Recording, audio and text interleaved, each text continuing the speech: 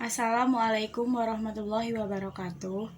Baiklah, kami dari kelompok 6 akan mempresentasikan hasil diskusi kami tentang pensiun dan PHK.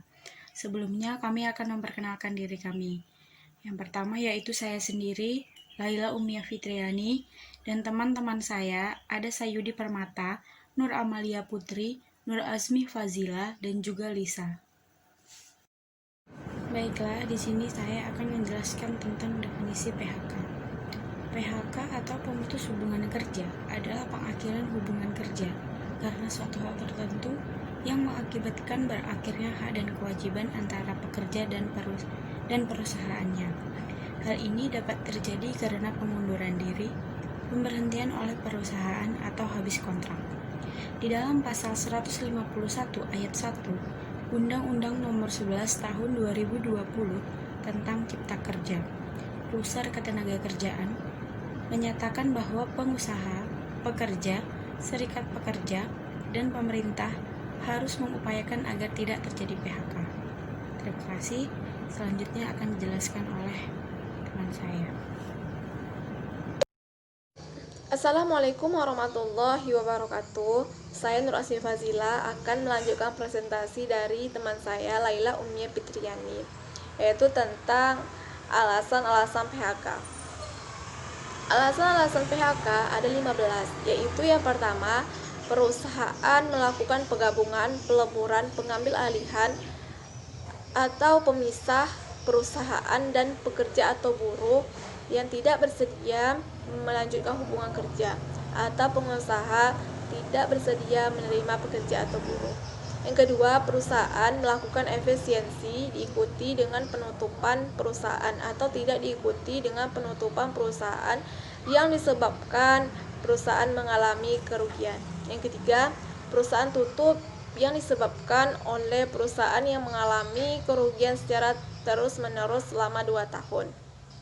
Keempat, perusahaan tutup yang disebabkan oleh keadaan yang memaksa atau force majeure. Yang kelima, perusahaan dalam keadaan menunda kewajiban membayar hutang. Yang keenam, perusahaan pailit ialah ketika debitur mempunyai 2 atau lebih kreditur tidak membayar hutang yang telah jatuh tempo dan dapat ditagih. Yang ketujuh, adanya permohonan PHK yang diajukan oleh pekerja atau buruh. Yang kedelapan, adanya putusan lembaga penyelesaian perselisihan hubungan industrial yang menyatakan pengusaha tidak melakukan perbuatan seperti pada huruf G terhadap permohonan yang diajukan oleh pekerja atau buruh dan pengusaha memutuskan untuk melakukan pemutusan hubungan kerja. Yang kesembilan, pekerja atau buruh mengundurkan diri atas kemauan diri sendiri dan harus memenuhi syarat. Yang ke-10, pekerja atau buruh mangkir selama 5 hari kerja atau lebih berturut-turut tanpa keterangan secara tertulis yang dilengkapi dengan bukti yang sah dan telah dipanggil oleh pengusaha 2 kali secara patut dan tertulis. Yang ke-11, pekerja atau buruh melakukan pelanggaran ketentuan yang diatur di dalam perjanjian kerja, peraturan perusahaan atau perjanjian kerja bersama, dan sebelumnya telah diberikan surat peringatan pertama, kedua, dan ketiga secara berturut-turut, masing-masing berlaku untuk paling lama 6 bulan kecuali ditetapkan yang lain dalam perjanjian kerja, peraturan perusahaan, atau perjanjian kerja bersama. Yang ke-12, pekerja atau buruh tidak dapat melakukan pekerjaan selama 6 bulan akibat ditahan pihak yang berwajib karena diduga melakukan tindak pidana. Yang ke-13, pekerja atau buruh mengalami sakit berkepanjangan atau cacat akibat kecelakaan kerja dan tidak dapat melakukan pekerjaannya setelah melampaui batas 12 bulan. Yang ke-14, pekerja atau buruh memasuki usia pensiun. Dan yang terakhir, yang 15, pekerja buruh meninggal dunia. Sekian dan terima kasih. Assalamualaikum warahmatullahi wabarakatuh. Saya Nur Amalia Putri akan melanjutkan presentasi dari kelompok kami. Tujuan PHK.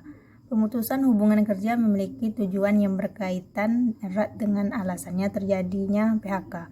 Tetapi tujuan PHK menitik beratkan ke perusahaan sebagai pelaku usaha, sehingga diperoleh tujuan yaitu perusahaan memberikan tanggung jawab terhadap jalannya kegiatan produksi agar tetap berjalan. Pengurangan tenaga kerja dilakukan karena faktor tertentu yang menyebabkan kesulitan bagi perusahaan. Faktor PHK. Ada 5 faktor PHK. Yang pertama, mengundurkan diri atas kemauan karyawan sendiri. Faktor pertama ini, karyawan mengundurkan diri atas kemauannya sendiri. Bagi karyawan yang berniat mengundurkan diri, maka tidak mendapatkan pasongan berupa uang. Yang kedua, mengundurkan diri atas kemauan sendiri secara tertulis karena berakhirnya kontrak kerja.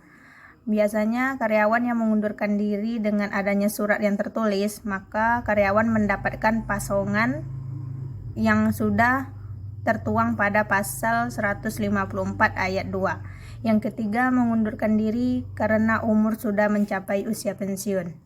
Pemutusan ini biasanya dipengaruhi oleh faktor usia karyawan. Semakin tua umur karyawan, semakin berkurang kinerjanya, sehingga harus dilakukan pensiun. Yang kelima, karyawan melakukan kesalahan di perusahaan. Faktor ini dipengaruhi oleh karyawan yang melakukan kesalahan yang berat pada tempat kerjanya. Yang kelima, perusahaan mengalami bangkrut.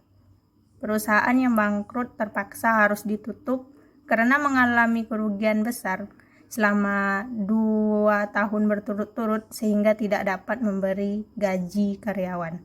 Assalamualaikum warahmatullahi wabarakatuh. Baiklah, saya Sayudi Permata akan melanjutkan penjelasan dari teman saya yaitu Putri. Kita masuk yang ke selanjutnya yaitu pensiun. Apa itu pensiun? Pensiun adalah hak seseorang untuk memperoleh penghasilan setelah bekerja sekian tahun dan sudah memasuki usia pensiun, atau ada sebab-sebab lain sesuai dengan perjanjian yang telah ditetapkan. Jadi, kegiatan perusahaan dana pensiun adalah mengumpul dana dari iuran yang dipotong dari pendapatan karyawan suatu perusahaan. Masuk yang ke selanjutnya yaitu jenis-jenis pensiun. Nah, di sini ada beberapa jenis, yaitu ada 4. Yang pertama yaitu pensiun normal, yang kedua pensiun dipercepat, yang ketiga yaitu pensiun ditunda, yang keempat yaitu pensiun cacat. Nah, yang pertama yaitu pensiun normal. Pensiun normal di sini ialah pensiun yang diberikan untuk karyawan yang usianya telah mencapai masa pensiun yang ditetapkan oleh perusahaan. Yang kedua yaitu pensiun dipercepat, di mana yang dimaksud dengan pensiun dipercepat ini pensiun yang diberikan karena kondisi tertentu, misalnya adanya pengurangan pegawai di perusahaan. Yang ketiga yaitu pensiun ditunda. Yang dimaksud di sini ialah pensiun atas permintaan karyawan, tetapi usia peminta pensiun belum mencapai usia pensiun. Pensiun yang dana pensiunnya diberikan pada saat permintaan berusia pensiun. Masuk yang keempat yaitu pensiun cacat. Pensiun yang diberikan karena sebuah kecelakaan sehingga dianggap tidak mampu lagi untuk dipekerjakan pada suatu perusahaan. Cukup sekian dari saya. Selanjutnya akan dijelaskan oleh teman saya. Terima kasih. Assalamualaikum warahmatullahi wabarakatuh. Saya Lisa akan melanjutkan bacaan PPT kami, yaitu hak atas pensiun pegawai. Dalam Undang-Undang Nomor 11 Tahun 1969 Pasal 9, pegawai yang diberhentikan dengan hormat sebagai pegawai negeri sipil berhak menerima pensiun pegawai. Jikalau ia saat pemberhentiannya sebagai pegawai yang pertama telah mencapai usia sekurangnya 50 tahun dan mempunyai masa kerja untuk pensiun sekurangnya 20 tahun. Yang kedua, mempunyai masa kerja sekurangnya 4 tahun dan oleh badan atau pejabat yang ditunjuk oleh Departemen Kesehatan. Berdasarkan peraturan tentang pengujian kesehatan pegawai negeri, dinyatakan tidak dapat bekerja lagi dalam jabatan apapun karena keadaan jasmani atau rohani yang tidak disebabkan oleh karena ia menjalankan kewajiban jabatannya. Yang ketiga, pegawai negeri yang telah menjalankan suatu tugas negara tidak dipekerjakan kembali sebagai pegawai negeri. Berhak menerima pensiun pegawai apabila ia diberhentikan dengan hormat sebagai pegawai negeri dan pada saat pemberhentiannya sebagai pegawai negeri ia telah mencapai usia sekurangnya 50 tahun dan memiliki masa kerja untuk pensiun sekurangnya 10 tahun. Sekian dari PPT kami. Assalamualaikum warahmatullahi wabarakatuh. Baiklah, itulah tadi hasil dari presentasi kelompok kami. Maaf apabila ada kesalahan. Kami akhiri. Wassalamualaikum warahmatullahi wabarakatuh.